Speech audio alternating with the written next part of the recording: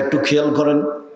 আয়েশা রাদিয়াল্লাহু তাআলা আনহা বলেন, একদা আমরা এক যুদ্ধ থেকে আসছিলাম, হঠাৎ করে আমার গলার হার হারিয়ে গেল। হারটা ছিল আমার বড় বোন আসমা। বুখারী মুসলিমের হাদিস। হার তো খুঁজে পায় না।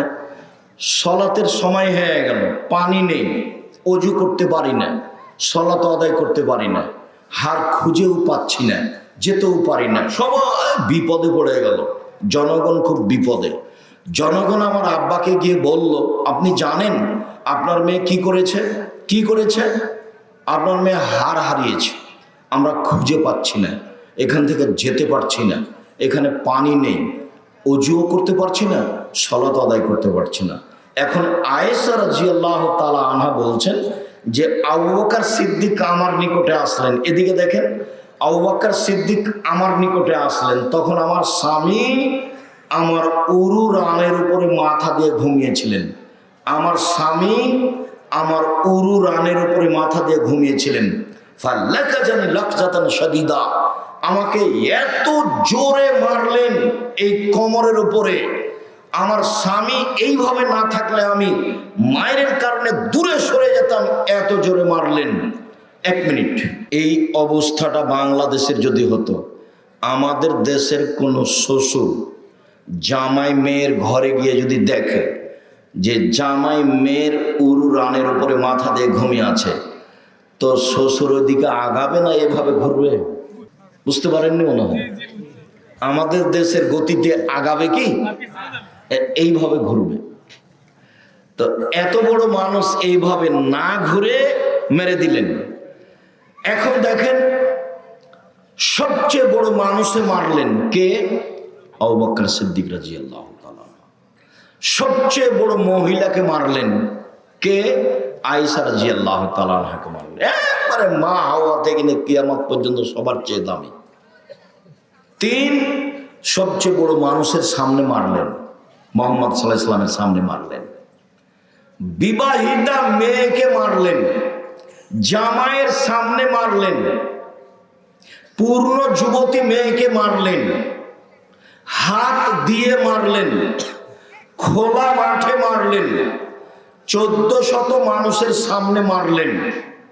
সবচেয়ে বড় মানুষে মারলেন, সবচেয়ে বড় মহিলাকে মারলেন, সবচেয়ে বড় মানুষের সামনে মারলেন।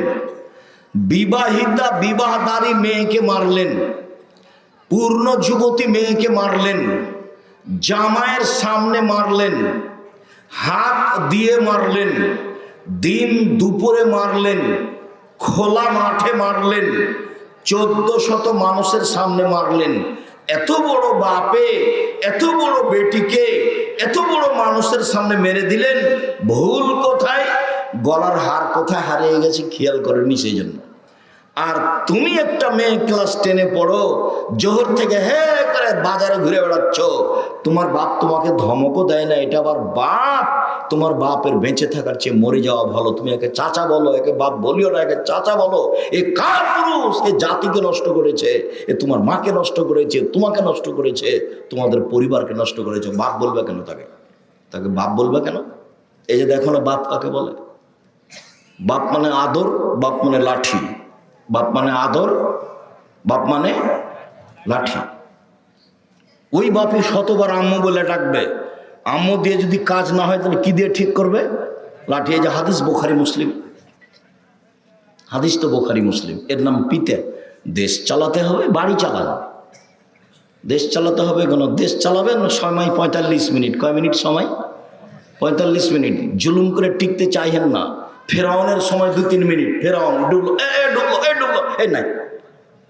ফেরাউনের চেয়ে বেশি বড় জালে। আর আদ সামুদ সবচেয়ে বড় জাল, বিদ্যুৎ নাই। 30 সেকেন্ডের মধ্যে হারিয়ে গেছে আদ সামুদ। পৃথিবীর সবচেয়ে শক্তিশালী ওরা। লাম ইউখলাক মিসলুহা ফিল বিলাদ। তাদের মতো শক্তিশালী জাতি পৃথিবীতে কোথাও সৃষ্টি করা হয়নি, হবে না কখনো। ওরা 30 সেকেন্ডের মধ্যে ধ্বংস হয়ে গেছে। ফেরাউন ধ্বংস হয়ে গেছে 2-3 মিনিটের মধ্যে। আর আপনাদের নেত্রীর সময় হলো 45 মিনিট। জুলুম করো না, দাগাবাজি করো না, রাহাজানি করো না, জুয়াচুরি করো না, চাঁদাবাজি করো না, জাতির জন্য ভারী হয়েও না। তোমাকে দেখলে আমার কষ্ট হয়। গাইবান্ধার সাথে আমি অনেকভাবে জড়িত। গাইবান্ধা বিহার সাহেবের বাড়ি, গাইবান্ধা শ্বশুরের বাড়ি, তো এলাকা আমার শ্বশুরের বাড়ি, এলাকার সবাই আমার সাথে একবারে অতপ্রতভাবে জড়িত। আমি মন দিয়ে আপনাদেরকে ভালোবাসি, দুঃখিত। শোনো ছেলেই ছেলে, শোনো, এখানে এসে কিছু বলে কিছু করতে হবে এটার প্রয়োজন নেই। এখানে এসে কিছু বললে আমি তো সাড়া দিতে নিষেধ করেছি। একজন বললেন যে আমরা আল্লাহর আরশের ছায়ার নিচে আছি। তো চট করে মনে পড়লো একজন লোক মারা গেছে, আল্লাহ তাকে মাফ করো। ওই ইউনিয়ন সদস্য এমপি ছিলেন এলাকারই, নাম আমি বলছি না, তো মারা গেছেন। এমপি সাহেব একদিন বলছেন বক্তব্যে যে ছাত্র মাদ্রাসার লজিং বাড়িতে খেয়ে আসতে দেরি করেছে। তো শিক্ষক বলছেন আসতে দেরি করলে কেন? তখন বলছে ওস্তাদ আমি হাঁটছিলাম, তো ফেরেশতারা আমার পায়ের নিচে পর বিছাচ্ছে, তো আমি ধীরে ধীরে পা ফেলেছি, সেই জন্য দেরি হয়ে গেছে। তো মানুষ তো ফেরেশতাকে দেখতে পাবে না, এবারে নগদ ডাহা মিথ্যা কথা। তো আমি তখন তো আমার মানে কম বয়স ছিল, মেজাজ ছিল খুব কড়া, মাঠে উঠলেই পরিবেশ খুব শক্ত করে ফেলতাম। তো আমি তাৎক্ষণিক বলে দিলাম এই বর্ণনা মিথ্যে। আরো দু একটা জাল হাদিস বলেছিলেন, সবই মিথ্যে। এটা হচ্ছে ধর্মীয় অনুষ্ঠান। রাসূল সাল্লাল্লাহু আলাইহি সাল্লাম বলেছেন বাল্লিগু আন্নী ওয়ালা আয়া, আমার একটি কথা জানা থাকলে অন্যকে বলো, এটা আমার হতে হবে। ওয়া হাদিসু আন বানি ইসরাঈল ওয়ালা হারাজ, বানি ইসরাঈলের কাহিনী বলে কোনো দোষ নেই। ওমান কাযাবা আলাই মুতাম্মিদান ফালিয়াতাবাওয়া মাকাদাহু মিনান নার, কেউ যদি কোনো কথা আমার নামে বলে, মুহাম্মদ সাল্লাল্লাহু আলাইহি সাল্লাম বলছেন, কেউ যদি কোনো কথা আমার নামে বলে, সেটা যদি আমার না হয়, এই ছেলে তোমরা যারা দায়িত্ব পালন করছো, যে দেখো ওই জায়গাটা একটু দেখো তো, যারা দাঁড়িয়ে আছে তাদেরকে বসতে বলো, নাহলে যেতে বলো, পরিবেশটা একটু সুন্দর করেন।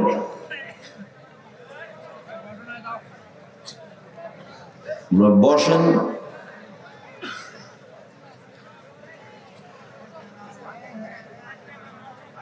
তো রাসূল সাল্লাল্লাহু আলাইহি সাল্লাম বললেন কেউ যদি কোনো কথা আমার নামে বলে, সেই কথা যদি আমার না হয়, তাহলে তার থাকার জায়গা জাহান্নাম। বুখারী মুসলিম। হুজুর যত বড়ই হোক, পাগড়ি যত বড়ই হোক, জুব্বা আল খেল্লা যত বড়ই হোক, তার জাহান্নাম হবেই। তার মুখের কথাটা যদি রাসূলের না হয়। মকসুদুল মুমিনিন বইয়ে লেখা আছে হেডলাইন, অবিবাহিত ছেলে মেয়ের পড়া নিষেধ। তো যে দেখে সেই পড়ে, যে দেখে সেই পড়ে। হেডলাইন হচ্ছে কি, অবিবাহিত ছেলে মেয়ের পড়া নিষেধ। তো এখন যে দেখে হেডলাইন সেই পড়ে, কি আছে এখানে দেখ, হেডলাইনই ভুল। তো এখন লিখছে ভরা পেটে স্ত্রী মিলন হলে ছেলে ভ্যাংচা হয়, সফরের পূর্বে স্ত্রী মিলন হলে ছেলে টেরা হয়, চন্দ্র সূর্য গ্রহণের সময় স্ত্রী মিলন হলে ছেলে কানা হয়। এইভাবে লিখতে লিখতে এক দুই পৃষ্ঠা লিখেছেন। আল্লাহে, আল্লাহর কসম, শুরু থেকে নিয়ে শেষ পর্যন্ত একটা বাক্য সত্য নয়, সবই মিথ্যা এবং সবই সরাসরি কোরআনের বিপরীত। কোরআন মাজিদে আল্লাহ তাআলা বলছেন নিসাউকুম হারসুল লাকুম ফাতু হারসাকুম আন্না শাইতুম, তোমাদের স্ত্রী তোমাদের ক্ষেত, তোমাদের জমি তোমাদের ক্ষেত, তোমরা তোমাদের স্ত্রীর কাছে আসো তোমাদের ইচ্ছা মতো, সকালেই কি, বিকালেই কি, দুপুরেই কি, ভরা পেটেই কি, সূর্যগ্রহণ লাগলেই কি আর না লাগলেই কি। আল্লাহ বলছেন একরকম আর লেখক বলছে একরকম, বাঁচার কোনো পথ নেই। ধর্ম বন্ধ থাকে সেটা ভালো, কিন্তু মুখ দিয়ে উচ্চারণ করলে সেটা কার হতে হবে?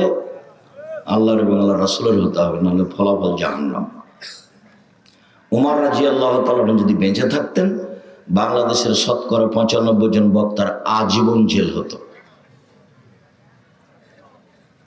আজীবন জেল হতো। ধর্ম এরকম নয় যেভাবে আমি আর আপনি বুঝেছি। তার উপরন্ত ধর্মের একটা গতিবিধি আছে। ভাইজান ওটা দিয়েন তো, এমনি দেন, পানি খাও না। এটা একটা গিলাস, এক গিলাস পানি পান করলে 5টা বিধান লাগে। কয়টা? 5টা। এক গ্লাস পানি, এক ডান হাতে ধরতে হবে, 2 বিসমিল্লাহ বলতে হবে, 3 বসে পান করতে হবে, 4 3 শ্বাসে পান করতে হবে, 5 পান শেষে আলহামদুলিল্লাহ বলতে হবে। এক গ্লাস পানি পান করলে 5টা বিধান লাগে। আর এই হাজারো মানুষের সামনে কথা বলবো, তার বিধান নেই।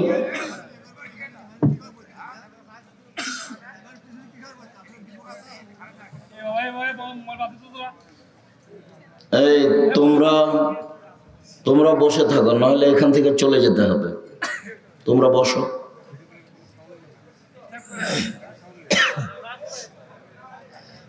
সম্মানিত দিনী ভাই বোন, এত বড় সমাজে কথা বলবো, তার একটা বিধান নেই। রাসূল সাল্লাল্লাহু আলাইহি সাল্লাম বলছেন, আসসালামু ক্বাবলাল কালামে, কথা বলার পূর্বে সালাম। রাসূল সাল্লাল্লাহু আলাইহি সাল্লাম বলছেন,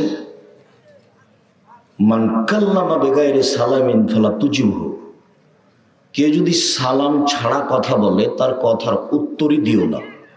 নেই গোলাম আজম ভাই, ওই কোনাখানে আপনাদের গ্রামে কোনো ছেলে নাই যে ওই পরিবেশটা কন্ট্রোল করতে পারে? ওখানে এমন কি মাস্তান আছে যাদেরকে আপনারা কন্ট্রোল করতে পারছেন না? গ্রামের ছেলেরা যারা, একটু দেখো তোমরা, আজকে তো আমরা তোমাদের গ্রামে আছি, তো তোমরা যদি তোমাদের গ্রামের পরিবেশ কন্ট্রোল করতে না পারো, তাহলে এটা তোমাদের বদনাম থেকে যাবে, তোমাদের গতি তো আমার কাছে মনে থেকে যাবে। যদিচ হলদিয়া আমার নতুন জায়গা নয়, হলদিয়ায় আমি একবারে বক্তব্যের সূচনায় এসেছি। যে হলদিয়া গ্রাম, বক্তব্যের সূচনাতে যে টাকা আমাকে দিয়েছিল, সেটা আমি হিসাব করছিলাম, আমি কি ভুল করেছি নাকি, এত টাকা দেয় কেন? টাকা তো মানুষের 200 দেয়, তো এখানে কেন 700? এটা কি ভুল করলো নাকি? তো গোলাম আজমকে বললাম, কি ব্যাপার, এত টাকা কেন? না, ওটাই আমরা পছন্দ করেছি। তো ভালো কথা। এখানে ঈদের মাঠে এসেছি, অনেক দিন থেকে হলদিয়ার সাথে আমি সম্পৃক্ত। আমি তো মনে করছি আপনাদের ভালোবাসা অনেক আছে, কথা কেন বলছে? আর আমি তো কোনো নির্বাচনে আসিনি। আমি 1 মিনিটের জন্য কোনোদিন দল সংগঠন করিনি। 1 মিনিটের জন্য করিনি। আর এমন কাজ আমি করব না যেটা শুধু বদনাম আর গীবত দিয়ে চলে।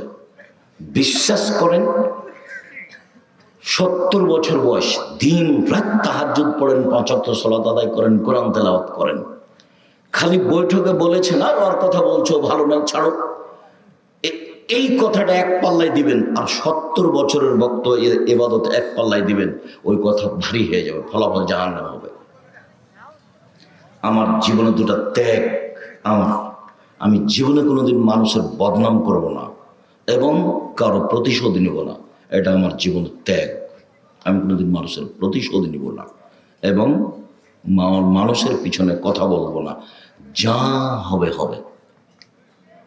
আমাকে যদি গালি দিতে দিতে দিতে ধুইয়া ছেড়ে দেয়, তা আমি তার উত্তর দিব না।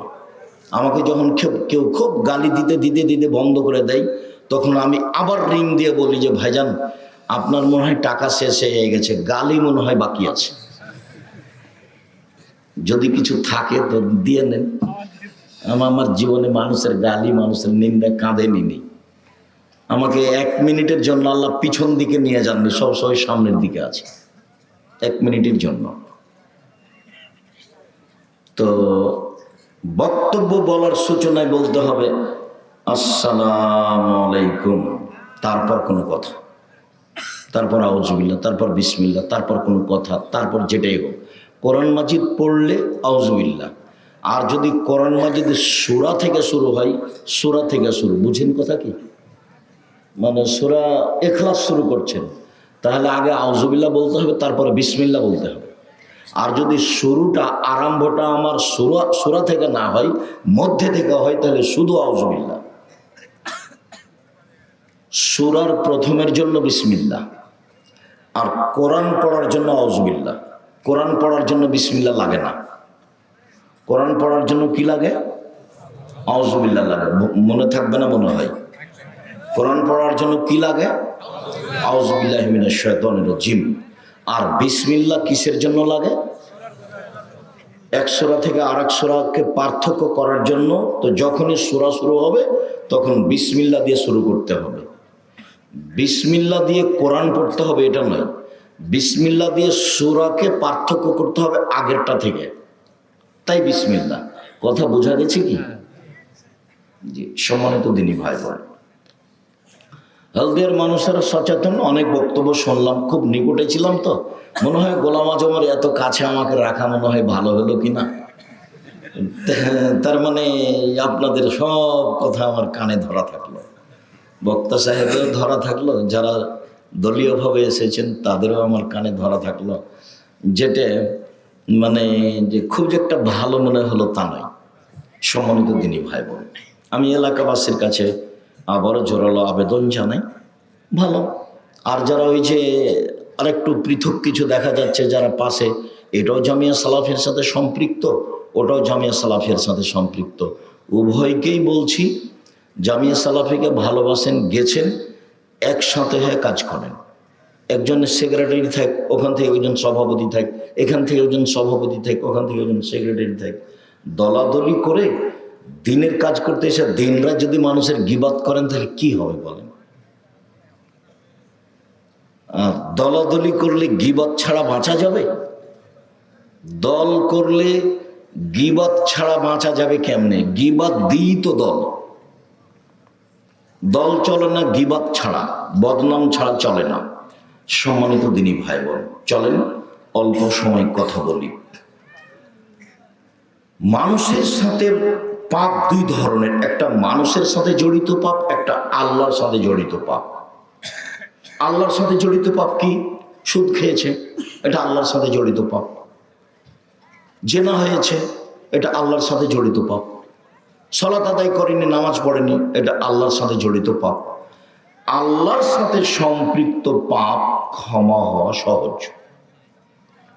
70 বছর বয়সে একদিনও সালাত আদায় করেনি, আজকে বলছে আল্লাহ আমার ভুল হয়েছে, তুমি আমাকে মাফ করো। তো আল্লাহ বলছেন আচ্ছা ঠিক আছে, যা মাফ করলাম, তো হয়ে গেছে। সুদ খেতে খেতে খেতে খেতে একবারে কোটি কোটি ঢাকায় কত বাড়ি করেছে। আজকে বলছে রাতে যে আমি তোমাকে এক অদ্বিতীয় লাশারিক বলে বিশ্বাস করে তোমার দরবারে স্বীকৃতি দিচ্ছি যে জিন্দেগিতে আমি আর কোনোদিন সুদ খাবো না, সুদের লেনদেন সব বন্ধ করলাম। কোটি কোটি টাকা যদি সুদ খেয়ে থাকে তো এই কথার পরে আল্লাহ চাইলে বলবেন ঠিক আছে মাফ করলাম, যাও। কেন? এই পাপ কার সাথে জড়িত? আল্লাহর সাথে জড়িত। সহজ। জেনা, কত জেনা হয়েছে, বলছে যে আমার ভুল হয়েছে, তুমি আমাকে মাফ করো, আস্তাগফিরুল্লাহ ওয়া আতুবু ইলাইহি, আমি আর জীবনে কোনোদিন এই অশ্লীল কাজের সাথে জড়াবো না। এই কথার পরে স্বীকৃতি দিয়েছে বলে সব পাপ ক্ষমা। কেন? এই পাপ কার সাথে জড়িত? আল্লাহর সাথে জড়িত।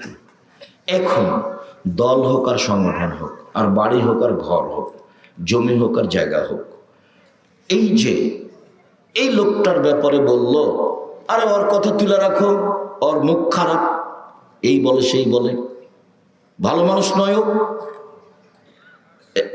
এই যে বলে ফেললো কথাটা, বা বলল ও ভালো নয়, চুপ থাকো, এই যে বলল, এই বাক্যটা এক পাল্লায় দিতে হবে আর 70 বছরের ইবাদত এক পাল্লায় দিতে হবে। কোনটা ভারী হবে? এটা ভারী হবে। কেন? মানুষের সাথে জড়িত পাপ আল্লাহ ক্ষমা করেন না। আপনি আমার বদনাম করার পরে, গীবত করার পরে, আমার জমি জোর করে দখল করার পরে, আমাকে বাড়ি থেকে তুলে দেওয়ার পরে কাবা ঘরে গিয়ে বাকি জীবন গিলাপ ধরে যদি কান্নাকাটি করেন আর আপনার যদি পাপ ক্ষমা হয়ে যায়, তাহলে ইসলাম ধর্ম মিথ্যা, ইসলাম ধর্মই সত্য নয়। আপনার পাপ ক্ষমা হবে না। যার বদনাম করেছেন তার হাত ধরে ক্ষমা চাইতে হবে, ভাইজান আমি বুঝতে পারিনি, আপনার ব্যাপারে কিছু বলে ফেলেছি, আমাকে মাফ করেন। ও যদি মাফ করে দেয় তাহলে ক্ষমা হবে, সেটা ক্ষমা হবে না। আপনারা দুই ভাই এক বোন, আপনার বাপ আপনাদের দুই ভাইকে জমি লিখে দিয়ে চলে গেছে, প্রতি বছর উমরা করেছে, হজও কয়েকবার করেছে। আপনার বোনকে জমি দেয়নি, এটা তো আবার গাইবান্ধা। আব্দুল রাজ্জাক সাহেব গাইবান্ধা মানে চট করে এই কথা বললেন কেন? হ্যাঁ, রংপুর, দিনাজপুর, লালমোহন, নীলফামারী, কুড়িগ্রাম, পঞ্চগড়, ঠাকুরগাঁও, গাইবান্ধা, জয়পুরহাট, বগুড়া এসব ডিস্ট্রিক্টের বোনেরা ভাইয়ের কাছে জমি চাইলেই খেপে যায়। আপনার বাপ মারা গেছে, তো আপনি জমি ভাগে নেবেন সকালে আর আপনার বোন নিবে বিকালে, এইটুকুর সুযোগ আছে কি? জি না। যে সময়তে আপনি নিয়েছেন আপনার বোন সেই সময় নিবে, এটা শরীয়ত। তো আপনার বাপ আপনার বোনকে জমি না দিয়ে জান্নাত কিনতে চায়, অসম্ভব, এটা হতেই পারে না। ও জাহান্নামে চলেই গেছে, ঢোকেনি কেন? মরেনি, এই জন্য। মরলেই যাবে। তার নাম মানুষের সাথে জড়িত পাপ, তার নাম মানুষের সাথে জড়িত পাপ। মানুষের সাথে জড়িত পাপ ওখানে ক্ষমা হয় না, যেটাকে আমাদের দেশে কি বলে? হক নষ্ট। আমাদের দেশে কি বলে? হক নষ্ট। যার জন্য আমি তোমাদেরকে বলে দিয়েছি যে তোমার বাপকে যদি আমি কুকুর শ্রীগেলের চেয়ে খারাপ প্রমাণ করতে না পারি, আমি জাতির সামনে বক্তব্য দিব না। বহুবার বলেছি, তোমার বাপকে যদি আমি কুকুর শ্রীগেলের চেয়ে খারাপ প্রমাণ করতে পারি না পারি, তাহলে আমি বক্তব্য দিব না। শিক্ষিত তো বহু দূরের কথা, আরে তোমার বাপ মাস্টার ডিগ্রি পাস মানুষ তো বহু দূরের কথা, ওটা তো প্রশ্নই আসে না। তোমার বাপকে যদি আমি অশিক্ষিত প্রমাণ করতে না পারি, আমি জাতির সামনে বক্তব্য দেব না।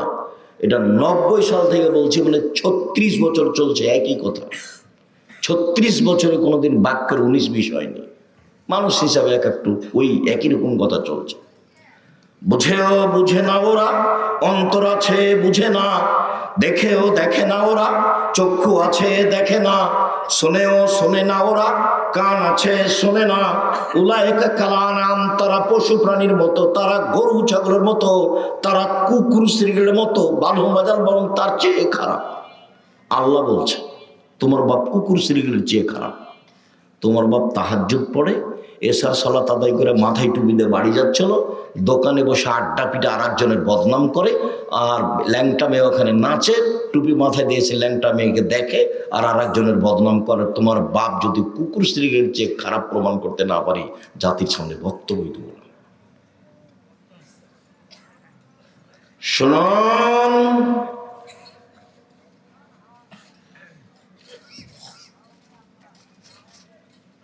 সালাত আদায় না করা মহাপাপ। ইবাদতের জগতে ব্যতিক্রম ইবাদত হলো সালাত। ভিন্ন ধরনের ইবাদত হলো সালাত, যার উপরে নির্ভর করে অন্যান্য ইবাদত। সালাত এমন একটি ইবাদত যার উপরে নির্ভর করে অন্যান্য ইবাদত। সালাত যদি হয়, বাকি ইবাদত কবুল হবে। সালাত যদি কবুল না হয়, তাহলে বাকি ইবাদত বাতিল বলে গণ্য হবে। সালাত এমন একটি ইবাদত যাতে ছাড় নেই। অন্যান্য ফরজ ইবাদতে ছাড় আছে, যেমন রমজান মাস ফরজ ইবাদত, কিন্তু আপনি অসুস্থ, শরীরটা কেমন কেমন লাগছে, এখন করিয়েন না, পরে করেন। এই যে রমজান মাস ফরজ, তবু ছাড় আছে। জাকাত 2 মাস আগে দিয়ে দেন, জাকাত 20 দিন পরে দেন, সমস্যা নেই, এই যে ছাড় আছে। হজ ফরজ বিধান, এবছর করতে চাচ্ছেন না, ঠিক আছে, সামনেবার করেন, এই যে ছাড় আছে। কিন্তু সালাত এমন একটা ইবাদত, অজু করে সালাত আদায় করতে হয়, পানি নেই, তায়াম্মুম করে পড়তে হবে। পানি, মাটি নেই, অজু ছাড়া, তায়াম্মুম ছাড়াই সালাত আদায় করতে হবে। দাঁড়িয়ে সালাত আদায় করতে হয়, দাঁড়িয়ে থাকা যায় না, বসে থেকে করতে হবে। বসে থাকা যায় না, শুয়ে থেকে সালাত আদায় করতে হবে। কেবলার দিকে মুখ করে সালাত আদায় করতে হয়, কেবলা বোঝা যায় না, এমনিতেই সালাত আদায় করতে হবে। পরিষ্কার কাপড় পরে নামাজ পড়তে হয়, পরিষ্কার কাপড় নেই, যেই কাপড়ে পেশাব পায়খানা লেগে আছে ওই কাপড় পরেই সালাত আদায় করতে হবে। পরিষ্কার অপরিষ্কার কোনো কাপড়ই নাই, উলঙ্গ হয়ে আছেন, নামাজের টাইম হয়ে গেছে, এই অবস্থায় সালাত আদায় করতে হবে, করতেই হবে। সালাত এমন একটি ইবাদত মানুষের সাথে আপোষ করে না। মানুষ পানিতে আছে, না জঙ্গলে আছে, না আকাশে আছে, না গাড়িতে আছে, ঠেলে ঠেল মানে না শিকল ধরে আছে, সলাতের টাইম পার হয়ে যাচ্ছে, এই সময় সলাত আদায় করতে হবে, তার নাম সলাত। জীবনে একদিনও সলাত আদায় করেনি 80 বছর বয়স, এত গুরুত্বপূর্ণ ইবাদত হওয়ার পরে আজকে বলছে আল্লাহ আমার ভুল হয়েছে, তুমি মাফ করো।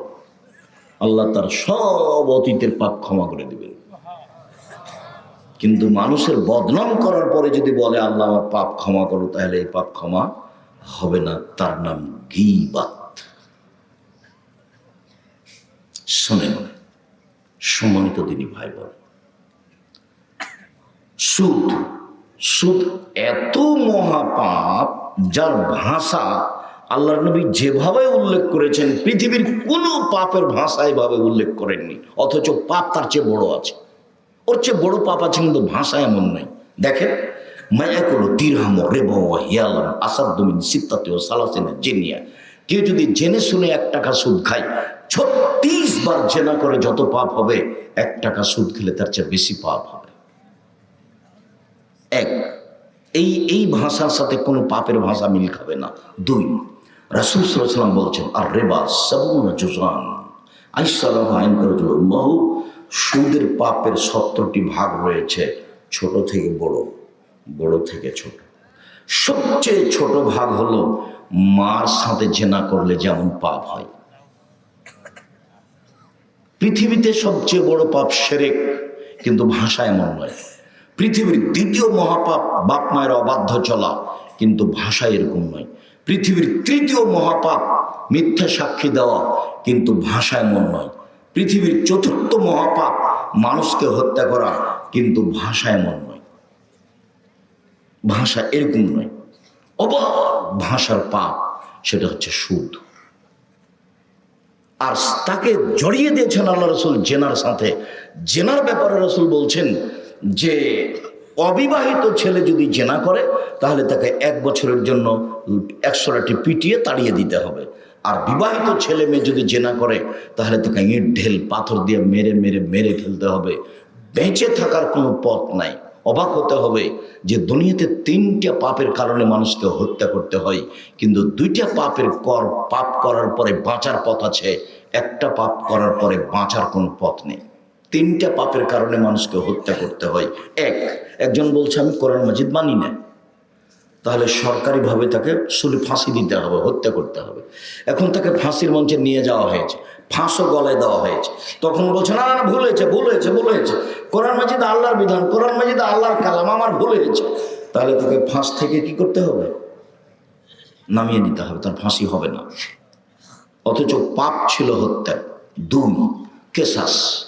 আপনি যদি আমাকে হত্যা করেন, তাহলে আমার বাপ মা আপনাকে হত্যা করে নেবে সরকারিভাবে, তার নাম কেসাস।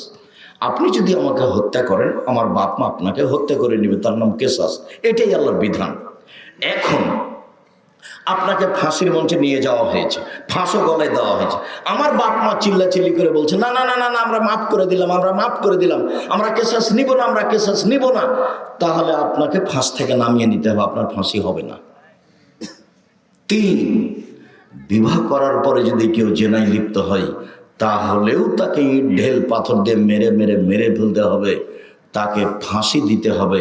পৃথিবীতে এমন কোনো পথ নেই যা তাকে বাঁচাতে পারে। পৃথিবীর কোনো পথই নেই যা তাকে বাঁচাতে পারে। সম্মানিত দিনী ভাই বোন, এই পাপের সাথে জড়িয়ে দেওয়া হয়েছে সুদকে। সুদ খেয়ে একবারে জীবনটাকে একবারে পূর্ণ করে দিয়েছে সুদে। এখন বলছে আল্লাহ আমার ভুল হয়েছে, তুমি মাফ করো। 1 বাক্যে সব পাপ ক্ষমা হয়ে যেতে পারে। যাক ঠিক আছে, মাফ করলাম। কেন? এই পাপ কার সাথে জড়িত? আল্লাহর সাথে জড়িত। জমি চাষ করেন, 4, ব্যবসা। তখন রাসূল সাল্লাল্লাহু আলাইহি সাল্লাম বললেন, সত্যবাদী বিশ্বস্ত ব্যবসায়ীরা নবীদের সাথে জান্নাতে থাকবেন। অবাক উপার্জনের পথ, অবাক উপার্জনের পথ। উপার্জনের পথ কয়টা? 4টে। 1, দিন মজুরি, কিষান কামলা, বুঝেন না আপনারা? এটা একটা উপার্জনের পথ। 2, চাকরি করেন, যেখানে করবেন বৈধ জায়গায় চাকরি করেন। দিন মজুরিতে টাকা শেষ হবে সন্ধ্যায়, চাকরিতে টাকা সাধারণত শেষ হয় 25 দিনে, 5 দিন ধার কর্য করে চলে। 3, জমি চাষ। আমার আব্বা ছিলেন চাষি, হয় সমান সমান, না হয় লস। জমি চাষে কি হবে? হয় সমান সমান, না হয় লস। এ হলো তিনটা উপার্জনের পথ।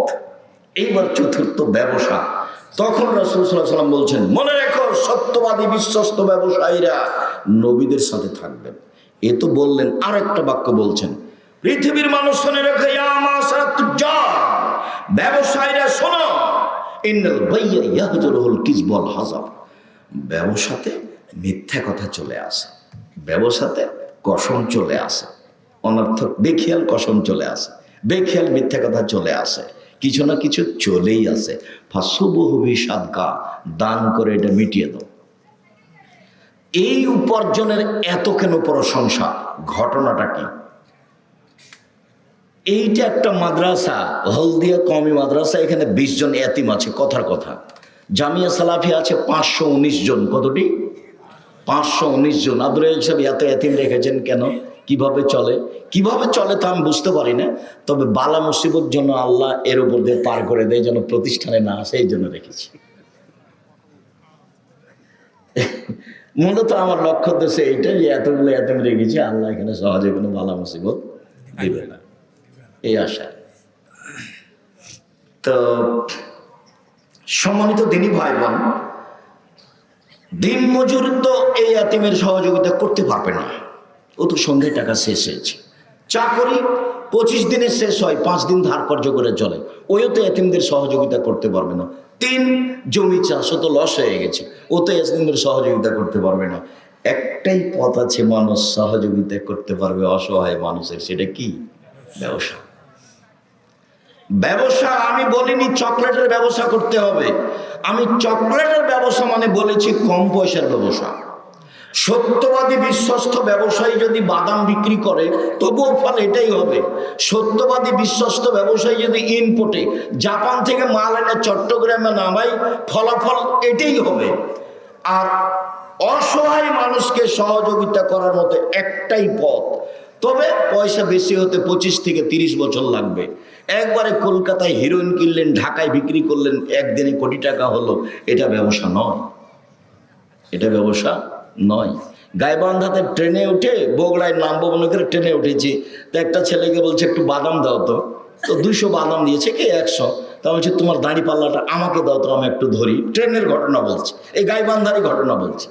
তা আমাকে দিতে চাচ্ছে না, দেখ একটু ধরি, আমি দেখি, তো একটু কমে গেছে। তো বলছি কম দিলে কেন? তো বলছে হুজুর সবাই খালি 1-2টা করে খেয়ে নেয় তো, এটাও জুলুম। এইটা এই দেশের নির্বাচন পদ্ধতিতে মানুষকে এত নিচে নামালছে যে ও তো টাকা খরচ করেছে অন্যায়ভাবে, টাকা তো উঠাবেও। এই জুলুম, এই নির্যাতন, এই অন্যায়, এই অবিচার, এই রাহাজানি, এই লুটতরাজ, এই মারামারি, এই দাগাবাজি, এই দাঙ্গামা, এই হাঙ্গামা, এই জুয়াচুরি, এই চাঁদাবাজি মানুষকে একবারে পশু করে দিয়েছে। বুঝেও বুঝে না ওরা, অন্তর আছে বুঝে না, দেখেও দেখে না ওরা, চক্ষু আছে দেখে না, শোনেও শোনে না ওরা, কান আছে শোনে না। উলায়েকা কাল আনাম, তারা পশু প্রাণীর মতো, তারা গরু ছাগলের মতো, তারা কুকুর স্ত্রীর মতো, ভালো মাজাল বরং তার চেয়ে খারাপ। আপনি অবাক হবেন, লন্ডন একটা ইহুদি খ্রিস্টানদের দেশ। আমি 22শে ডিসেম্বর থেকে 11ই জানুয়ারি পর্যন্ত থাকলাম, তাতে আমি বুঝলাম যে একটা মেয়ে যদি 22 হাতের বোরখা পরে, একবারে বোরখার শেষ পর্যায়ে বড়, সারা দিন রাত হাঁটে, কেউ তার সাথে মজাকও করতে পারবে না।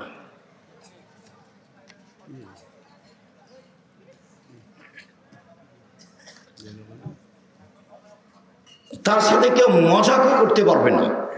আর খালি গায়ে যদি হাঁটে তো তার দিকে তাকিয়ে কেউ হেসে উঠতে পারবে না।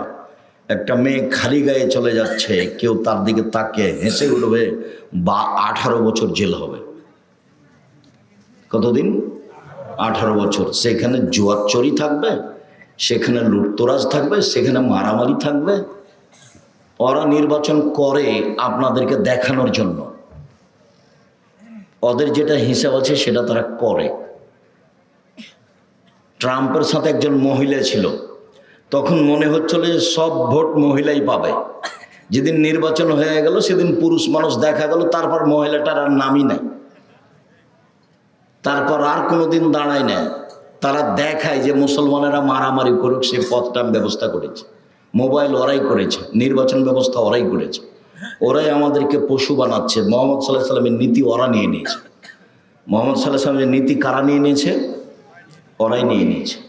একটা গাড়ি সামনে আছে, আর একটা গাড়ি আগে দাঁড়িয়ে গেছে আপনাকে প্রাধান্য দেওয়ার জন্য। ও তো মোহাম্মদ সাল্লাহ সাল্লাম বলেছে যে আপনার চেয়ে আরেকজনকে প্রাধান্য দিতে হবে। এটা কে বলেছেন? মোহাম্মদ সাল্লাহ সাল্লাম বলেছেন। ও আপনার গাড়ি দেখে আগে দাঁড়িয়ে গেছে, আপনি রাস্তাতে পার হচ্ছেন, আপনাকে দেখে 20 ফুট 30 ফুট দূরে দাঁড়িয়ে গেছে, আগে আপনার পাশে আছে। নীতি তো ওরা নিয়ে নিয়েছে। সম্মানিত তিনি ভাই বলেন, মহান আল্লাহ বলেন, ওয়াইলুল কুল্লি হুমাযাতিল লুমাযা, সামনে নিন্দা করে যারা, পিছনে নিন্দা করে যারা, সুনিশ্চিত ধ্বংস হবে তারা, ওয়াইল নামক জাহান নামে যাবে তারা। বদনাম গীবাত করে যে, সে জাহান নামে যাবে। জুবাইরের এই ছেলে বসো কয়েক মিনিট। লায়াদখুলুল জান্নাতা কাত্তাত ওয়া ফি রিওয়ায়াতিন নাম্মাম, বদনাম গীবাত করে যে সে জাহান্নামে যাবে। রাসূল সাল্লাল্লাহু আলাইহি সাল্লাম বলেন, মাইয়াজমানলি মা বাইনা লাহিয়াইহি ওয়া মা বাইনা রিজলাইহি আদমাল্লাল জান্নাহ, যে মুখের জিম্মেদারি নিতে পারবে আর লজ্জা স্থানের জিম্মেদারি নিতে পারবে, আমি মুহাম্মদ সাল্লাল্লাহু আলাইহি সাল্লাম তাকে জান্নাতে নিয়ে যাওয়ার জিম্মেদারি নিলাম। নির্বাচনে যায়েন না, জান্নাত হবে ইনশাআল্লাহ। এই যে আমি পরামর্শ দিচ্ছি, এক দেখেন, 1 5 ওয়াক্ত সালাত বাস, 2 হালাল রুজি, 3 কোরআন তেলাওয়াত, 4 আড্ডা পিটা হারাম, চিরদিনের জন্য হারাম। আড্ডা পিটা 2 ধরনের, একটা হলো দোকানে বসে মানুষের বদনাম করা 2 ঘন্টা 3 ঘন্টা আর ল্যাংটা বেটি ছেলে দেখা, এ হলো একটা আড্ডা পিটা। আর একটা হলো যে বড় মোবাইল হাতে আছে, প্রায় ছেলের হাতে আছে বড় মোবাইল, মানে যে না ল্যাংটা মেয়ে নাচছে, এই হলো একটা আড্ডা পিটা, ঘন্টার ঘন্টা আড্ডা পিটছে। এই 4টা কাজ হিসাব করেন, জান্নাত হবে ইনশাআল্লাহ। 1 5 ওয়াক্ত সালাত, এই ছেলে এদিকে খেয়াল করো, 1 5 ওয়াক্ত সালাত, 2 হালাল রুজি। চকলেটের ব্যবসা হোক না কেন, ব্যবসা করে খাও। চকলেটের ব্যবসা করবা কেন? গাইবান্ধা এই এলাকায় বাড়ি, টাকা পয়সার তোমাদের অভাব নেই, বড় ব্যবসা করো। আমি বলছি চকলেটের ব্যবসা করে খাও, ব্যবসা করে খাও। বাদাম বিক্রির ব্যবসা করো, কলার ব্যবসা করো, ব্যবসা করে খাও। মানুষের পিছে পিছে দৌড়াও কেন? চকলেটের আছে, একটা সিগারেটের আছে, তোমার লজ্জা হয় না কেন? তোমার শরম হয় না কেন? তোমার হায়া হয় না কেন? তুমি প্রশংসা করছো কার? তুমি কি দিয়ে বলো মুখের চরিত্র ফুলের মতো পবিত্র? তুমি বলো কি করে? তুমি কিভাবে দেখলে? তোমার নেত্রীর বয়স 45 মিনিট, তোমার মনে নাই? তোমার নেত্রীর বয়স কত ছিল? 45 মিনিট। তাহাজ্জুদ, লম্বা হাত, কোরআন তেলাওয়াত, দিন রাত তুমি প্রশংসা করলে না? তোমার প্রশংসা করতে করতে তোমার মুখের ফেনা উঠে যায়, তবু তোমার শরম হয় না কেন? তোমার লজ্জা হয় না কেন? তোমার হায়া হয় না কেন? তোমাকে খারাপ লাগে না কেন? তুমি নিজেকে মানুষ মনে করো না? তুমি নিজেকে গরু ছাগল মনে করো, পশু প্রায় মনে করো? বুঝে না ওরা, অন্তর আছে বুঝে না, দেখেও দেখে না ওরা, চক্ষু আছে দেখে না, শোনেও শোনে না ওরা, কান আছে শোনে না। উলায়েকা কালানাম, তারা পশু প্রাণীর মতো, তারা গরু ছাগলের মতো, তারা কুকুর শ্রীর মতো, বালুন বাদন তার চেয়ে খারাপ। 5 ওয়াক্ত সালাত বাস, হালাল রুজি। বাপের যে 10 কাঠা জমি আছে না, বাড়ির পিছনে বেগুনের চাষ করবেন, বাস শেষ। 3 কোরআন তেলাওয়াত, অন্তত সূরা ইখলাস প্রত্যেক দিন 3 বার পড়বেন, আর যদি পারেন বেশি করে পড়েন। 4 ধরনের মানুষের কবরের শাস্তি হবে না। 1, রাতে যে সূরা মুলক পড়ে, 30 আয়াতের একটা সূরা আছে সূরা মুলক, নাম শুনেছেন? যে রাতে সূরা মুলক পড়বে তার কবরের শাস্তি হবে না। 2, পেট ব্যথায় যে মারা যাবে তার কবরের শাস্তি হবে না। 3, জুমার দিন যে মারা যাবে তার কবরের শাস্তি হবে না। 4, যে শহীদ হবে তার কবরের শাস্তি হবে না। শেষের তিনটাই কঠিন, প্রথমটাই সহজ। এক, সূরা মুলক, রাতে পড়লে কবরের শাস্তি হবে না। এ কথা আমি বলিনি, এ কথা মুহাম্মদ সাল্লাল্লাহু আলাইহি ওয়াসাল্লাম বলেছেন। দুই, জুমার দিন মারা গেলে কবরের শাস্তি হবে না। তিন, পেট ব্যথায় মারা গেলে কবরের শাস্তি হবে না। চার, শহীদ হয়ে গেলে কবরের শাস্তি হবে না। পরের তিনটেই কঠিন, এক নাম্বারটাই সহজ। কোরআন তেলাওয়াত করেন। দুই, তিন হলো কোরআন তেলাওয়াত। চার, আড্ডা পিটবেন না জীবনে, মানুষের বদনাম করবেন না, যা হবে হবে। জমি জায়গা বাড়ি ঘর প্রতিষ্ঠান বয়ে যাক, ধসে যাক, চলে যাক বন্যায়, হ্যাঁ, মুখ খুলবেন না, মুখ খুলবেন না। উকবা বিন আমের বলছেন, আল্লাহ নবী বাঁচার কি পথ, জাহান্নাম থেকে বাঁচবো কিভাবে? তখন আল্লাহ রাসূল বলছেন, শোনো, তিনটা কাজ করো জাহান্নাম থেকে বেঁচে যাওয়া। এক, আলজাম লেসানাক, মুখখান বন্ধ করো জাহান্নাম থেকে বেঁচে যাওয়া। দুই, আলজাম লেসানাক আলজেক বাইতাক, জরুরি প্রয়োজন ছাড়া বাড়ির বাইরে যাওয়া না, জরুরি প্রয়োজন ছাড়া বাড়ির বাইরে যাওয়া না, জাহান্নাম থেকে বেঁচে যাওয়া। তিন, পাপের জন্য কাঁদো, জাহান্নাম থেকে বেঁচে যাওয়া। রাসূল সাল্লাল্লাহু আলাইহি ওয়াসাল্লাম বলছেন, গাভীর বান ওলানে চাপ দিয়ে দুধ বের করে ভিতরে ঢোকানো যায় না যেমন, আল্লাহর ভয়ে কাঁদে যে সে জাহান্নামে যাবে না তেমন। কথা বুঝতে পারেননি? আবার বলি, গাভীর বাঁট বুঝেন তো? গাভীর বোট থেকে চাপ দিয়ে দুধ বের করে ভিতরে ঢোকানো যাবে? তো এইটা যেমন ঢোকানো যাবে না, এইটা যেমন অসম্ভব, আল্লাহর ভয়ে কাঁদে যে সে জাহান্নামে যাবে না, তার জাহান্নামে যাওয়া এইরকমই অসম্ভব। বাস তিনটা কাজ। এক, মুখ কন্ট্রোল। আপনি যে কাজে নেমেছেন মুখ কন্ট্রোল করতে পারবেন? আপনার মুখ খারাপে পয়সা নষ্ট হয়ে গেছে, অন্তর নষ্ট হয়ে গেছে, কলিজা নষ্ট হয়ে গেছে। রাসূল সাল্লাল্লাহু আলাইহি ওয়াসাল্লাম বলছেন, মান সাতারা মুসলিমান সাতারাহুল্লাহ ফিদ দুনিয়া ওয়াল আখিরাহ। কেউ যদি মানুষের দোষ ত্রুটি ঢেকে রাখে, আল্লাহ ইহকাল এবং পরকালে তার দোষ ত্রুটি ঢেকে রাখবেন। এক মিনিট, এই ছেলে এদিকে দেখো। একজন পাপী মানুষকে আল্লাহ বিচারের মাঠে নিয়ে আসবেন, সব মানুষের সামনে, ইহুদি খ্রিস্টান বৌদ্ধ মুসলমান সবার সামনে নিয়ে এসে তার আমলনামাটাকে এভাবে ধরবেন তার সামনে, তাকে ঢেকে নিয়ে, লোকটাকে নিজে আল্লাহ তার বাহু দিয়ে ঢেকে নিয়ে বলবেন, দেখো তো এইগুলি কি তোমার পাপ? জি, এগুলো আমার পাপ। তুমি কি মনে করো আমার ফেরেশতারা অন্যায় লিখেছে? জি না, জি না, আপনার ফেরেশতারা অন্যায় লিখেনি, এটাই ঠিক। তুমি কি আমাকে কিছু বলতে চাও? জি না, আমি কিছু বলতে চাই না। শোনো, তোমার একটা ভালো গুণ ছিল, মানুষের দোষ ত্রুটি মানুষের সামনে বলতে না, মানুষের দোষ ত্রুটি ঢেকে রাখতে। এই গুণ তোমার ছিল, মানুষের দোষ ত্রুটি মানুষ হিসেবে তুমি ঢেকে রাখতে পারো। আমি আল্লাহ তোমার পাপটা ঢেকে রাখতে পারি না, যাও তোমার বিচার হবে না, জান্নাতে যাবে। দেখেন উপদেশ বইয়ে ভূমিকাতে এটা লেখা আছে, এ হাদিস আছে, দেখেন উপদেশ বই আছে। আপনার জন্য বই লিখেছিলাম, 90 সাল থেকে মাঠে আছি, এ যাবৎ কোনোদিন মুখে কলমে মিডিয়া আপনাকে আমি ফাঁকি দিইনি।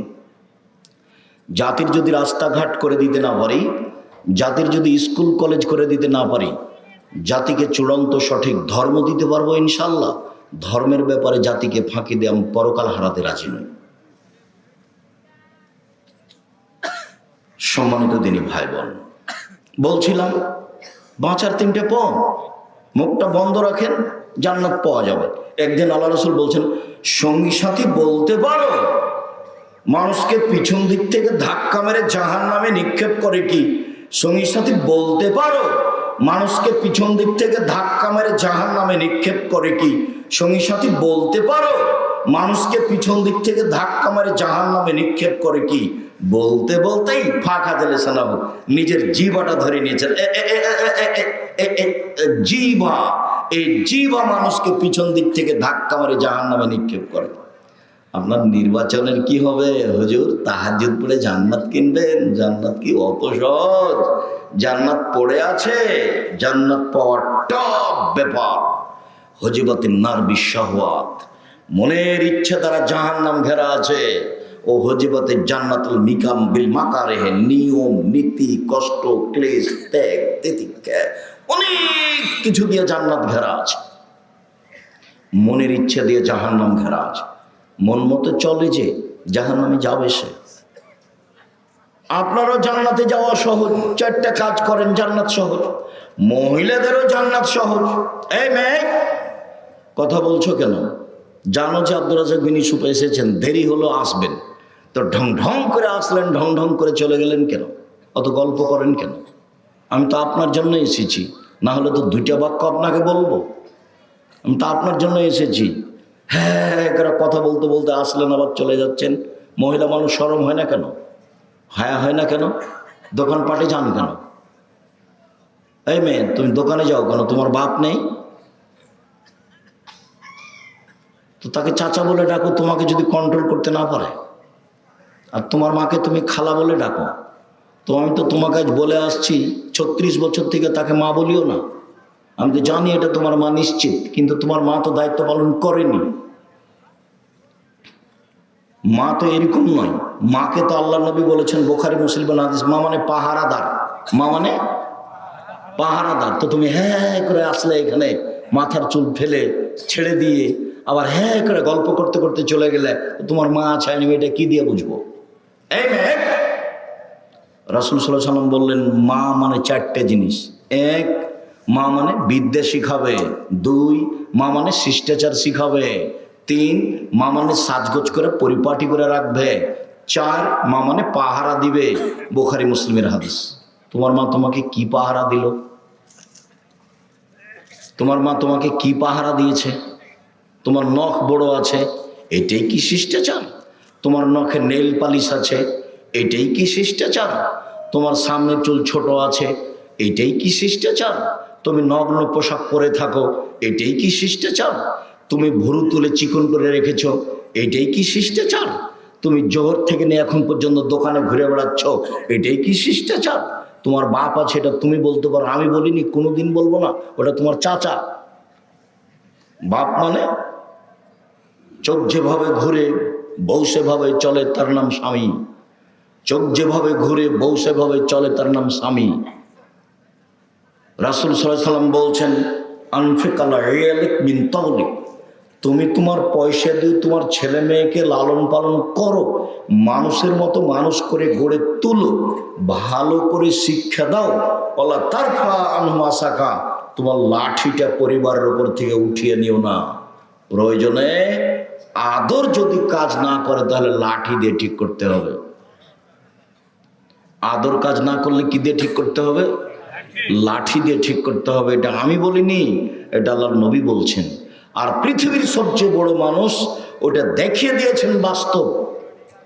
এই মেয়ে শোনো, আমি ওটা বলিনি। পৃথিবীর সবচেয়ে বড় মানুষ বাস্তব দেখিয়েছেন। তুমি 1 মিনিট দেখো না, তোমার সাথে আছে আমি 2-3 মিনিট। উপস্থিত দিনী বৈঠকের মুসলিম বোন, একটু খেয়াল করেন, একটু খেয়াল করেন, কথা বন্ধ করেন, একটু খেয়াল করেন। আয়েশা রাদিয়াল্লাহু তাআলা আনহা বলেন, একদা আমরা এক যুদ্ধ থেকে আসছিলাম, হঠাৎ করে আমার গলার হার হারিয়ে গেল। হারটা ছিল আমার বড় বোন আসমা। বুখারী মুসলিমের হাদিস। হার তো খুঁজে পায় না। সলাতের সময় হয়ে গেল, পানি নেই, অজু করতে পারি না, সলাত আদায় করতে পারি না, হার খুঁজেও পাচ্ছি না, যেতেও পারি না, সবাই বিপদে পড়ে গেল। জনগণ খুব বিপদে। জনগণ আমার আব্বাকে গিয়ে বলল, আপনি জানেন আপনার মেয়ে কি করেছে? কি করেছে? আপনার মেয়ে হার হারিয়েছে, আমরা খুঁজে পাচ্ছি না, এখান থেকে যেতে পারছি না, এখানে পানি নেই, অজুও করতে পারছি না, সলাত আদায় করতে পারছি না। এখন আয়েশা রাদিয়াল্লাহু তাআলা আনহা বলছেন যে আবু বকর সিদ্দিক আমার নিকটে আসলেন। এদিকে দেখেন, আবু বকর সিদ্দিক আমার নিকটে আসলেন। তখন আমার স্বামী আমার উরু রানের উপরে মাথা দিয়ে ঘুমিয়েছিলেন। আমার স্বামী আমার উরু রানের উপরে মাথা দিয়ে ঘুমিয়েছিলেন। ফালাকাজানি লাকজাতান শাদীদা, আমাকে এত জোরে মারলেন এই কোমরের উপরে, আমার স্বামী এইভাবে না থাকলে আমি মায়ের কারণে দূরে সরে যেতাম, এত জোরে মারলেন। 1 মিনিট। এই অবস্থাটা বাংলাদেশের যদি হতো, আমাদের দেশের কোনো শ্বশুর জামাই মেয়ের ঘরে গিয়ে যদি দেখে যে জামাই মেয়ের উরু রানের উপরে মাথা দিয়ে ঘুমিয়ে আছে, তো শ্বশুর ওদিকে আগাবে না এভাবে ঘুরবে? বুঝতে পারেননি মনে হয়? আমাদের দেশের গতিতে আগাবে কি? এইভাবে ঘুরবে। তো এত বড় মানুষ এইভাবে না ঘুরে মেরে দিলেন। এখন দেখেন সবচেয়ে বড় মানুষে মারলেন কে? আবু বকর সিদ্দিক রাদিয়াল্লাহু তাআলা। সবচেয়ে বড় মহিলাকে মারলেন কে? আয়েশা রাদিয়াল্লাহু তাআলা আনহাকে মারলেন। একবারে মা হাওয়া থেকে নিয়ে কিয়ামত পর্যন্ত সবার চেয়ে দামি। 3 সবচেয়ে বড় মানুষের সামনে মারলেন, মুহাম্মদ সাল্লাল্লাহু আলাইহি ওয়াসাল্লামের সামনে মারলেন। বিবাহিতা মেয়েকে মারলেন, জামাইয়ের সামনে মারলেন। পূর্ণ যুবতী মেয়েকে মারলেন, হাত দিয়ে মারলেন, খোলা মাঠে মারলেন, 1400 মানুষের সামনে মারলেন। সবচেয়ে বড় মানুষে মারলেন, সবচেয়ে বড় মহিলাকে মারলেন, সবচেয়ে বড় মানুষের সামনে মারলেন। বিবাহিতা বিবাহদারী মেয়েকে মারলেন, পূর্ণ যুবতী মেয়েকে মারলেন, জামাইয়ের সামনে মারলেন, হাত দিয়ে মারলেন, দিন দুপুরে মারলেন, খোলা মাঠে মারলেন, 1400 মানুষের সামনে মারলেন। এত বড় বাপে এত বড় বেটিকে এত বড় মানুষের সামনে মেরে দিলেন। ভুল কোথায়? গলার হার কোথায় হারিয়ে গেছে খেয়াল করেনি, সেই জন্য। আর তুমি একটা মেয়ে ক্লাস 10-এ পড়ো, জোহর থেকে হে করে বাজারে ঘুরে বেড়াচ্ছ, তোমার বাপ তোমাকে ধমকও দেয় না, এটা আবার বাপ। তোমার বাপের বেঁচে থাকার চেয়ে মরে যাওয়া ভালো। তুমি একে চাচা বলো, একে বাপ বলিও না, একে চাচা বলো। এ কার পুরুষ? এ জাতিকে নষ্ট করেছে, এ তোমার মাকে নষ্ট করেছে, তোমাকে নষ্ট করেছে, তোমাদের পরিবারকে নষ্ট করেছে। বাপ বলবে কেন তাকে? তাকে বাপ বলবে কেন? এই যে দেখো না বাপ কাকে বলে। বাপ মানে আদর, বাপ মানে লাঠি। বাপ মানে আদর, বাপ মানে লাঠি। ওই বাপই শতবার আম্মু বলে ডাকবে। আম্মু দিয়ে যদি কাজ না হয় তাহলে কি দিয়ে ঠিক করবে? লাঠি। এই যে হাদিস বুখারী মুসলিম, হাদিস তো বুখারী মুসলিম। এর নাম পিতে। দেশ চালাতে হবে, বাড়ি চালানো। দেশ চালাতে হবে কেন? দেশ চালাবেন সময় 45 মিনিট। কয় মিনিট সময়? 45 মিনিট। জুলুম করে টিকতে চাইেন না। ফেরাউনের সময় 2-3 মিনিট। ফেরাউন ডুবলো, ডুবলো, এই নাই। ফেরাউনের চেয়ে বেশি বড় জালেম। আর আদ সামুদ সবচেয়ে বড় জাল। বিদ্যুৎ নাই, 30 সেকেন্ডের মধ্যে হারিয়ে গেছে আদ সামুদ। পৃথিবীর সবচেয়ে শক্তিশালী ওরা। লাম ইউখলাক মিসলুহা ফিল বিলাদ। তাদের মতো শক্তিশালী জাতি পৃথিবীতে কোথাও সৃষ্টি করা হয়নি, হবে না কখনো। ওরা 30 সেকেন্ডের মধ্যে ধ্বংস হয়ে গেছে। ফেরাউন ধ্বংস হয়ে গেছে 2-3 মিনিটের মধ্যে। আর আপনাদের নেত্রীর সময় হলো 45 মিনিট। জুলুম করো না, দাগাবাজি করো না, রাহাজানি করো না, জুয়ারচুরি করো না, চাঁদাবাজি করো না, জাতির জন্য ভারী হয়ে না। তোমাকে দেখলে আমার কষ্ট হয়। গাইবান্ধার সাথে আমি অনেকভাবে জড়িত। গাইবান্ধা বিহার সাহেবের বাড়ি, গাইবান্ধা শ্বশুরের বাড়ি। তো এই এলাকা আমার শ্বশুরের বাড়ি। এই এলাকার সবাই আমার সাথে একবারে অতপ্রতভাবে জড়িত। আমি মন দিয়ে আপনাদেরকে ভালোবাসি, দুঃখিত। শোনো ছেলেই ছেলে, শোনো। ঠাকুর মুসলমানের শত্রু, ঠাকুর জাতির শত্রু, ঠাকুর ঢাকা বিশ্ববিদ্যালয়ের শত্রু, ঠাকুর বাঙালিদের শত্রু। যেদিন ভারত বাংলাদেশ পাকিস্তানের মুসলমান ইংরেজদের হাতে নির্যাতিত, সেই দিন ঠাকুর লন্ডনে মুচ পাকায়। সেই ঠাকুরের গান আমার ছেলে মেয়ে বলবে? আমি আব্দুর রাজ্জাক বিন ইউসুফ 1 মিনিটের জন্য বলিনি, আমার ছেলে মেয়ে বলে না। সেই ঠাকুর বলে, ও কালিমা তোমার আকাশ, ও কালিমা তোমার বাতাস। সকালে ঘুম থেকে উঠেই আমার ছেলে মেয়ে শিরক করে। ঠাকুরের গান চালাবো কেন? এই দেশে 18 কোটি মানুষ আছে, কেউ একটা এমন ছেলে জন্ম দিল না যে একটা গান বানাতে পারবে। যেই গান বাঙালি ছেলে মেয়ে বলবে, তোমার লজ্জা হয় না কেন? তোমার শরম হয় না কেন? তোমার বাপ কেন বলে যে আমার ছেলে খুব মেধাবী, আমার ছেলে বড় ডাক্তার, আমার ছেলে বড় ইঞ্জিনিয়ার? এই কথা তোমার বাপ বলে কেন? তোমার বাপ জানে না যে তুমি প্রতারক? তুমি তো সেই কোম্পানির ওষুধ লিখো যে কোম্পানি তোমাকে টাকা দিয়েছে। কে তোমাকে বড় ডাক্তার বলেছে? আমি তো বলিনি। তোমার বাপ জানে না তুমি চোর ইঞ্জিনিয়ার? তুমি প্রায় তো চুরি করে খাও। তোমার বাপ তোমাকে কেন পড়াচ্ছে? তুমি কেন মাঠে জাতের সামনে বলতে পারলে না? 18 কোটি বাঙালির এমন কোন ছেলে হলো না যেই ছেলের বাংলা এদেশে গান এদেশের ছেলে মেয়ে বলবে ঠাকুরের গান কেন? আরে ঠাকুর বাঙালিদের শত্রু, ঠাকুর ঢাকা বিশ্ববিদ্যালয়ের শত্রু, ঠাকুর মুসলমানের শত্রু, ঠাকুর জাতির শত্রু, ঠাকুর সারা ভারত বাংলাদেশ পাকিস্তানের শত্রু। যেদিন ভারত বাংলাদেশ পাকিস্তানের মুসলমান ইংরেজদের হাতে নির্যাতিত, সেদিন ঠাকুর লন্ডনে মুচ পাকাই। সেই ঠাকুরের গান আমার ছেলে মেয়ে বলবে? ঘুম থেকে উঠে শিরক করে, তার নাম বাংলাদেশ। তাহাজ্জুদ পড়ে জান্নাত হবে কি করে? জান্নাত আগে হারিয়ে গেছে। ও তো লা ইলাহা ইল্লাল্লাহ কেটে গেছে। পড়াশোনা করছো কেন? এই ছেলেরা পড়াশোনা করছো কেন? কে বলেছে তোমার বাপ মেধাবী? আমি বলিনি। কে বলেছে তোমার মা মেধাবী? আমি আব্দুর রাজ্জাক বিন ইউসুফ বিগত 90 সাল থেকে না এখন পর্যন্ত বলিনি। 92 সালে আমি সাঘাটা কলেজ মাঠে এসেছি, বক্তব্য শেষ হয়ে গেছে, তখন আমি কথা বলছিলাম। 92 সাল থেকে আমি আসি, এ দেশের সাথে সম্পৃক্ত। আমি এই বাক্য থেকে ফিরে আসিনি, এইভাবে বলছি। সম্মানিত দিনী ভাই বোন, উপস্থিত বৈঠকের মুসলিম বোন শোনেন একটু। 4টা কাজ করলেই জান্নাত। 1, 5 ওয়াক্ত সালাত। 2, রমজান মাসের সিয়াম। 3, স্বামীকে মেনে চলা। 4, জেনায় লিপ্ত না হওয়া। জান্নাতের সব দরজা খোলা। 1, 5 ওয়াক্ত সালাত। 2, রমজান মাসের সিয়াম রোজা। 3, স্বামীকে মেনে চলা। তিতা লাগলেও মিঠা লাগলেও স্বামীকে মেনেই চলতে হবে। তিতা লাগলেও মিঠা লাগলেও স্বামীকে মেনেই চলতে হবে। আমি বুঝলাম যে আব্দুর রাজ্জাক সাহেব আপনি উঠলেই আমাদেরকে কটাক্ষ করে বলেন আমার স্বামীর মুখ এত খারাপ যে তার মুখের দিকে আমি তাকাতে পারি না। সেটা আমি জানি, সেটা আমি বুঝি যে আপনার স্বামীর মুখ খুব খারাপ। আপনার গতিবিধিও আমি বুঝি। যখন আপনার স্বামী 1 গ্লাস পানি চায়, তখন আপনি আপনার বৌমাকে বলেন খালেদা তোমার শ্বশুরকে পানি দিয়ে আসো।